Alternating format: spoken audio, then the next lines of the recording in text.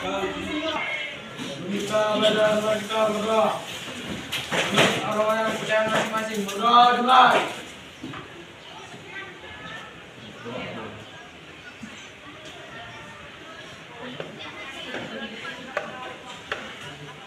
Doa selesai.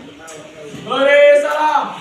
Assalamualaikum warahmatullahi wabarakatuh. Waalaikumsalam warahmatullahi wabarakatuh dan selamat pagi semuanya. Pagi luar biasa.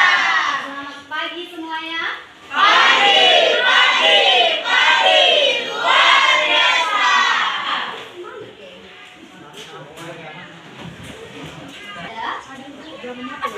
Aliroy, Anissa, Bukhari, Christian, Daila, Deswita, Hamidah, ibunya pergi atau gimana? Ini pergi, kita tahu apa? Aldi, Ai Halil, ada Mustaqim? Jaringan meristem. Pertama, kita harus memahami apa itu jaringan meristem. Kedua, kita memahami perbedaan apa berbagai jenis dari jaringan meristem. Jadi jaringan meristem banyak jenisnya. Terusnya kita memahami fungsi dari masing-masing jaringan meristem. Dan yang terakhir itu menganalisis terkaitan antara struktur fungsi sel pada jaringan meristem. Kayak mana ini nanti kegiatannya yang pertama, Ibu akan memberikan kalian suatu masalah, kayak gitu, soal. Setelah Ibu kasih soal sama kalian, Ibu akan menjelaskan materinya sedikit lewat video atau PPT nanti. Setelah Ibu menjelaskan, nanti kalian akan diskusi sama teman-teman kelompoknya. Ini kan udah membentuk kelompok kan? Berdiskusi tentang soal yang Ibu berikan.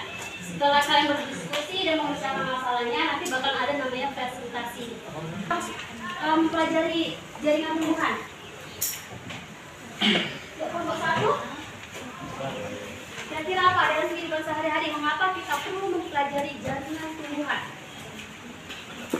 Yang kalian tahu aja pemahaman awal kalian. Ya, apa pasrah? Agar kita mengetahui apa saja jaringan-jaringan yang ada pada tumbuhan. Oke, bagus, apa-apa aja yang ada pada jaringan tumbuhan. Selain itu apa lagi? Ada lagi? Oke, manfaat-manfaatnya dari jaringan tumbuhan tadi apa-apa aja? Apa sih manfaat dari jaringan tumbuhan? Terus apa lagi? Ada lagi yang bisa melengkapi? Iya, tahu strukturnya dan fungsinya dari jaringan pada tumbuhan. Ya, ada lagi yang mengeluarkan pendapatnya? Rila, kelompok 4, kelompok 5? Ya? Kelompok 5, kelompok 4 apa? Ada yang mau dikeluarkan? Lupa? Oke, yuk. Kalau yang dari sini apa? Kira-kira ada yang mau dikeluarkan tentang mengapa sih kita harus mempelajari jaringan tumbuhan? Kira-kira apa? Dalam kehidupan sehari-hari. Tadi makanya udah jelaskan tentang kita biar tahu strukturnya gimana, kayak gitu, manfaatnya gimana, kayak gitu. Baru apa-apa aja sih dari tumbuhan itu jaringannya, kayak gitu. Terus dari kehidupan sehari-hari ada yang mau lengkapi? Oke, sekarang Ibu lengkapi ya. Oke, nih mengapa kita perlu mempelajari jaringan tumbuhan dalam kehidupan sehari-hari yang anak Ibu semua? Kita kan pernah dengar kata-kata menyangkok? Belum. Oke, kira-kira mencangkok tumbuhan itu gimana caranya? Pakai tanah hitam. Bagian tumbuhan yang mana? Batangnya kayak gitu. Oke, kalau seandainya kita nggak mempelajari jaringan pada tumbuhan, kira-kira orang mencangkok dari akarnya bisa nggak? Bisa. Mencangkok dari akarnya bisa? Bisa. Bisa. Oke, kita coba besok ya. Iya, nggak bisa kan? Dia harus mencangkok itu ya lewat batangnya kayak gitu. Dari akarnya nggak bisa. Dari pucuk bagian pohonnya bisa nggak? Bisa juga kan, pucuk yang paling atasnya kayak gitu. Pohon utamanya itu kan dia paling nantinya nggak yang bisa dicangkok kan? Itulah salah satu fungsi mengapa kita perlu mempelajari jaringan. Oke, ini punya motivasi. Jadi Ibu harapkan anak Ibu semua yang di sini menjadi seperti gelas kosong. Kenapa menjadi seperti gelas kosong? Nggak ada isinya. Ya. Kalau di, kira-kira? Iya, biar diisi penuh ilmu. Jadi kalau seandainya kalian dari rumah tadi udah penuh gelasnya, ibu isi air. Palu mereka percuma kayak gitu. Mubazir kayak gitu. Jadi kalau seandainya kalian udah penuh di rumah, yang kalian penuh itu taruh di wadah yang lain. Kan taruh di teko, taruh di ceret, atau yang punya drum pasangkan di drum. Seandainya banyak kan kayak gitu. Dan kosongkan lagi gelas kalian. Jadi biar ibu isi dengan ilmu yang di sini kayak gitu. Kita isi, nanti kalau udah penuh kita keluarkan lagi. Keluarkan di tempatnya, bukan dikeluarkan di kamar. Kalau di ruang utama nggak ada tujuannya percuma kan? Mubazir gitu. Jadi ibu harapkan anak ibu sekarang kosongkan pikiran kalian, tapi jangan kosong banget kayak gitu ya. Jangan kosong mikirin yang lain gitu. Harus fokus yang di sini. Kita harus belajar yang di sini ya. Jadi yang itu waktu ada yang Ini satu kelompok ya. Masalahnya cuma ada dua.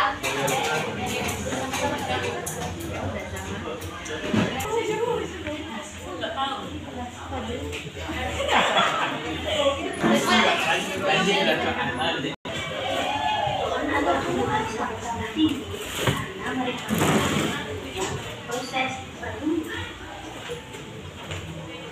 pertumbuhan itu terjadi saat adanya pertambahan jumlah sel yang menyebabkan ini baru atau satu tujuan berubah. Nah, sel-sel itu berfungsi apabila mereka mempunyai bentuk, struktur, dan fungsi yang sama, maka akan menjadi sebuah jaringan. Jaringan pada tumbuhan itu ada berbagai macam loh. Yuk ikut denganku untuk mempelajarinya. Tumbuhan.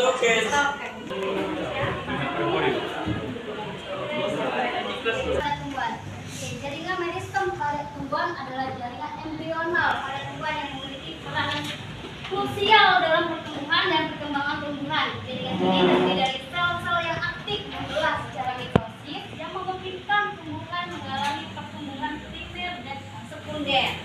Kalian tahu ini embrional? Pernah dengar kata-kata embrional? Nah, biasanya di mana embrio? Di dalam dia. Jadi itu biasanya mengalami apa? Perkembangan kan? Oke, ini yang mengalami perkembangan tumbuhan. Kalau dalam tumbuhan juga ada yang namanya embrional ya. Peranan krusial sangat penting kayak gitu dalam pertumbuhan dan perkembangan tumbuhan. Jadi ini terjadi sel-sel aktif nih, aktif membelah. Secara mitosis kemarin kita udah bahas ada mitosis, meiosis. Mitosis itu apa kemarin? Pembelaan secara langsung atau tidak langsung? Langsung atau tidak langsung? Mitosis, pembelahan pada makhluk hidup seperti manusia, hewan, dan tumbuhan. Secara tidak langsung. Kalau yang secara langsung itu hanya pada virus dan bakteri. Oke, di sini dia mitosis. Pembelahannya pun dia memungkinkan pertumbuhan mengalami pertumbuhan primer dan sekunder. Bisa dia perpanjangan tinggi badan, tinggi batangnya, awalnya. Nah, meristem. Jaringan meristem berfungsi untuk apa nak? Membentuk sel-sel baru yang akan berdiferensiasi menjadi berbagai jenis jaringan lainnya. Meskipun jaringan meristem sendiri tidak memiliki fungsi khusus, tidak memiliki fungsi khusus kata dia, seperti jaringan dewasa. Keberadaannya sangat penting. Kebagian sepakat terlebih dahulu.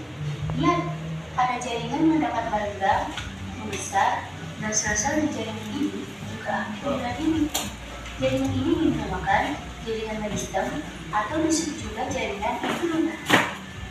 Jaringan meristem Juga jaringan embrional. Memang di bawah. Jaringan meristem pertama dia sel muda dan aktif membelah. Sel yang muda dan aktif membelah. Kenapa sih manusia bapak-bapaknya itu di bagian paling muda? Tumbuhan yang paling muda bagian yang mana?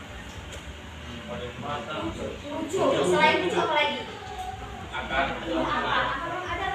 Akar kan muda kan? Iya. Terusnya susun selnya rapat. Jadi selnya itu rapat, gak ada yang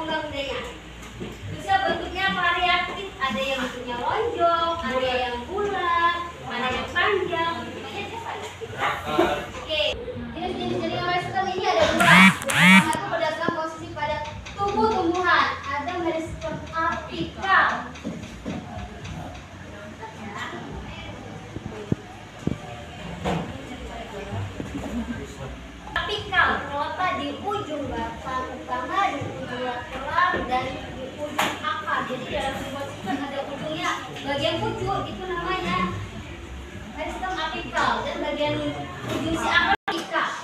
Nih, pada tumbuhan ini tadi kan dibilang ada dua daya, bagian ujung pucuk sama bagian akar.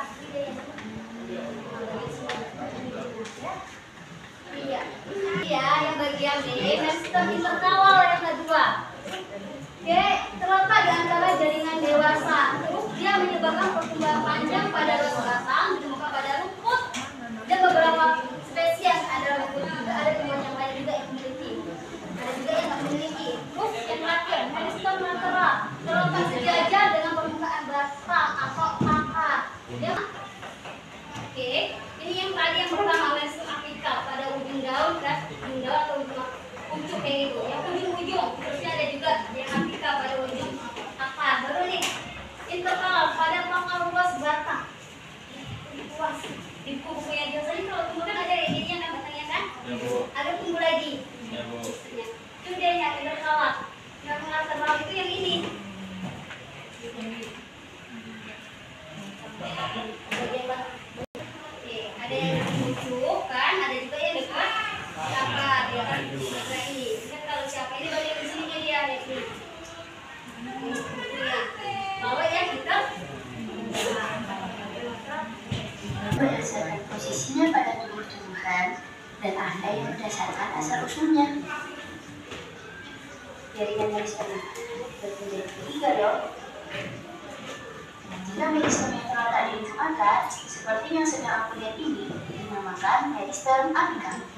Selain di ujung akar, jaringan ini terdapat di ujung batang utama dan di ujung lateral. Pertumbuhan meristem apikal menyebabkan pertambahan panjang pada tumbuhan, baik ke arah atas pada apikal batang maupun ke arah bawah pada apikal akar. Nah, pertumbuhan inilah yang disebut pertumbuhan primer. Jika meristem yang terletak di antara jaringan dewasa atau jaringan yang sudah terdiferensiasi seperti ini, kamu bisa menyebutnya dengan meristem interkalar. Nah, meristem interkalar ini dapat ditemukan pada pangkal luas batang tumbuhan golongan rumput-rumputan. Karena itulah fungsinya menyebabkan luas batang bertambah panjang dan juga menyebabkan terbentuknya bunga. Dinamakan meristem lateral. Karena meristem lateral inilah tumbuhan pun bisa bertambah besar baik pada bagian batang maupun akar. Mudahnya Terdapat di ujung akar dan batang. Oke, ada teorinya juga. Akar dari sel-sel dewasa yang berubah menjadi meristem hidup gabus. Oke, ini gambarnya. Letaknya dia. Kalau yang pertama tadi itu yang paling kecil, yang di atas. Apa yang pertama tadi? Ya, ini kan meristem apikal bagian yang tadi berdasarkan posisinya. Kalau berdasarkan asal usulnya tadi yang pertama apa? Perbedaannya? Apa perbedaannya? Di bagian dalamnya. Yang kalau di sini belum ada warna-warna ya kan, kalau di sini sudah lengkap. Dan dia meristem yang sudah ada. Yang kedua, meristem primer. Ialah jaringan yang berasal dari perkembangan promeristem. Tentunya, meristem ini menyebabkan pertumbuhan primer di mana mengakibatkan perpanjangan batang dan akar. Pada primer, tentu juga ada sekunder. Meristem sekunder ini jaringan yang berasal dari sel-sel dewasa yang berubah sifatnya menjadi sel-sel meristemat. Contoh dari meristem sekunder ini adalah kambium vaskuler dan kambium gabus. dijelaskan?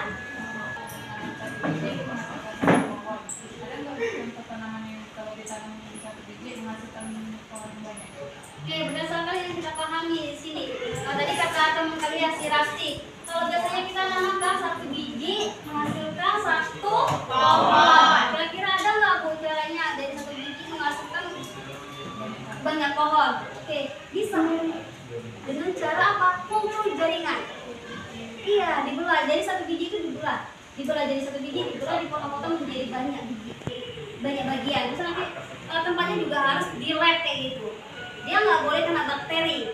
Terusnya bagian kumpul jaringan itu yang digunakan oleh jaringan meristem. Meristem apikal, bagian yang pucuk-pucuk kayak gitu. Akar di bisa, fungsi daun bisa, bagian biji juga bisa, tapi yang masih yang bagus kayak gitu. Yang bagus-bagus kayak gitu, yang sifatnya embrional gitu. Jadi kalau biasanya kalau kita menanam tumbuhan cuma dapatnya satu, itu kan rugi. Waktunya harus lama kan kalau mau bibit banyak kan, menggunakan teknik kumpul jaringan. Jadi dari satu biji bisa menghasilkan tumbuhan yang lebih banyak lagi jenisnya. Jauh ya Bu. Jauh, udah jauh, jauh. Dengerin instruksi Bu. Jangan jauh. Jauh. Dekat. Dekat. Bu, ada boleh gini Bu. Tahu gini dia Bu.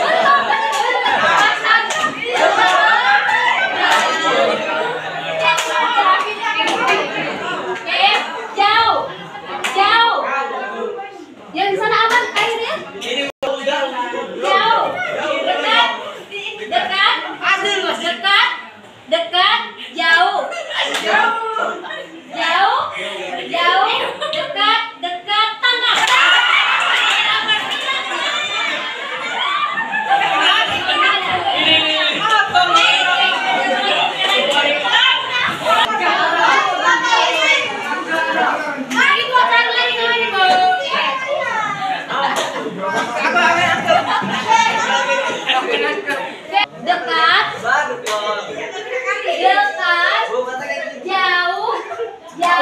Tengah. Dekat, jauh, dekat, jauh, tangkap.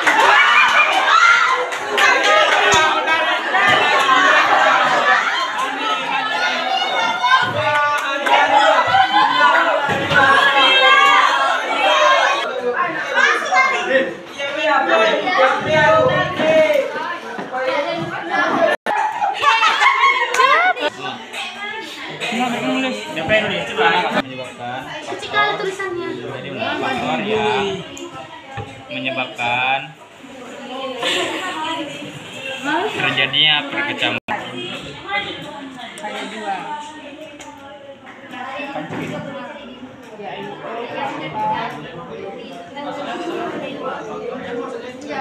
Ada penjelasan nih.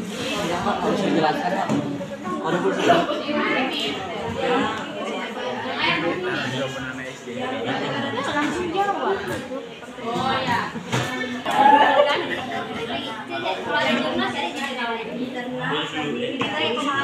Aku betul-betul.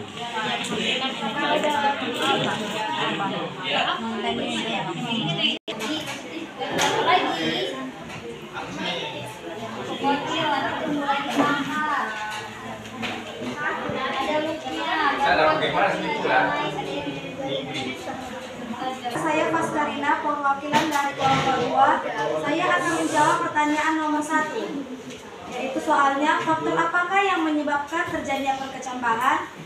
Faktor yang menyebabkan terjadinya perkecambahan adalah adanya air, oksigen, dan suhu yang sesuai. Air diperlukan untuk menhidrasi biji dan mengaktifkan enzim-enzim yang diperlukan untuk pertumbuhan. Oksigen diperlukan untuk respirasi seluler yang menghasilkan energi untuk pertumbuhan. Suhu yang sesuai diperlukan untuk mengaktifkan enzim-enzim yang terlibat dalam proses perkecambahan. Faktor lainnya adalah kelembapan udara, intensitas cahaya, viabilitas awal, dan fisik benih. Sekian, terima kasih. Akan ada dua, yaitu faktor dalam berpaket, persediaan makanan dalam tubuh, hormon, ukuran dan kekerasan biji. Yang ketiga, pengaruh produksi terhadap laku perkecambahan biji asam jawa, tamarinus, Indonesia, dan 189 informasi dan faktor luar yaitu air, temperatur, oksigen, medium. Oke, ada lagi. Faktor internal yang mempengaruhi perkembangan biji antara lain visabilitas biji, cadangan makanan dalam biji, dan hormon yang terkandung dalam biji. Faktor eksternal terdiri atas ketersediaan air, oksigen, dan cahaya. Faktor lainnya yaitu suhu, kelembapan dalam dan paparan cahaya. Oke. Dalam biji, hormon yang terkandung dalam biji, ukuran kekerasan biji, faktor internal meliputi air, suhu, oksigen, dan cahaya. Oke, jawabannya itu soalnya oke. Terusnya kata juga, sukunya juga. Baru kekerasan biji. Oke, kalau bijinya keras, itu juga lama kan? Menghambat. Terusnya lihat tanahnya. Kalau kalian nanam di tanah yang dalam, sedangkan biji ini nggak bisa digali, jadi mati kan? Kayak gitu. Nanam biji itu nggak bisa deh kalau sendiri dalam. Kenapa kan nggak boleh dalam kali kayak gitu? Salah deh ya. Terusnya dia dalam perkecambahan itu ada dua tipenya ya. Ada yang epigeal dan ada yang hipogeal. Kalau epigeal, nih bagian kita lihat bijinya itu naik ke atas. Bijinya naik ke atas kan? Oke, kalau yang hipogeal bijinya nggak naik ke atas. Bijinya tetap di dalam tanah.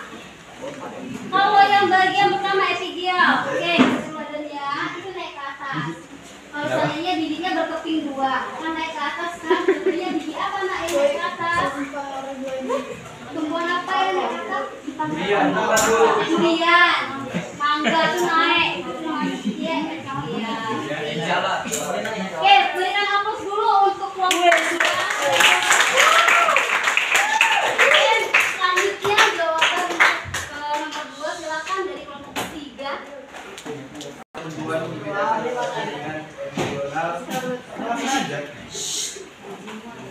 Jaringan meristem dan jaringan dewasa atau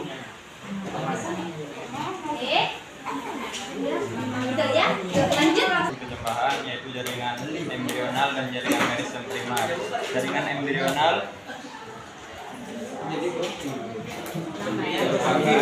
jaringan meristem merupakan jaringan pada tumbuhan yang terdiri atas sel-sel yang terus membelah dan bertanggung jawab atas pertumbuhan tanaman. Sedangkan jaringan embrional adalah jaringan muda yang sel-selnya selalu membelah dan merupakan hasil pembelahan sel zigot.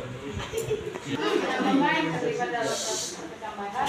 Jaringan yang terlibat dalam proses perkecambahan adalah jaringan meristematik, yaitu jaringan yang memiliki kemampuan untuk membelah diri dan berdiferensiasi menjadi berbagai jenis jaringan.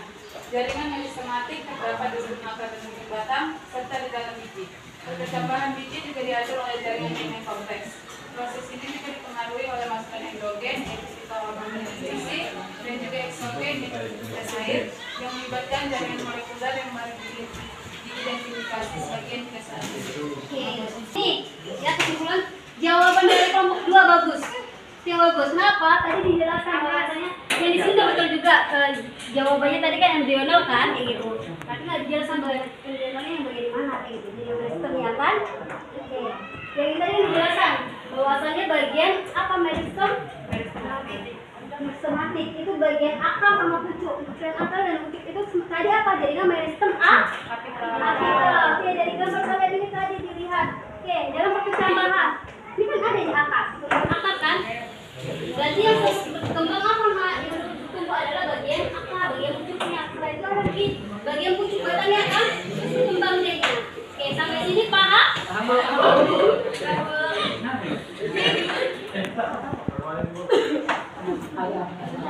Oke, kesimpulan untuk hari ini jadinya bahwasanya jaringan pada tumbuhan itu terbagi menjadi 2 ya. Jaringan meristem sama jaringan dewasa. Jaringan meristem itu tadi dibagi lagi berdasarkan posisinya dan berdasarkan asal usulnya. Kalau berdasarkan posisinya tadi meristem apa aja? Apical, kalau berdasarkan asal usulnya apa aja? Meristem, primer, sama lagi meristem sekunder. Sampai sini paham semuanya?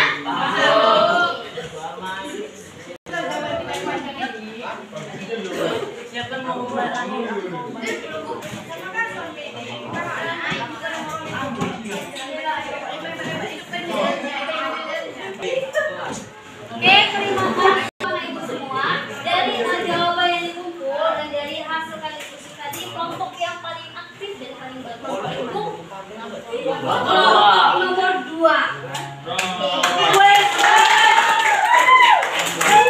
Aktif dan jawabannya bagus.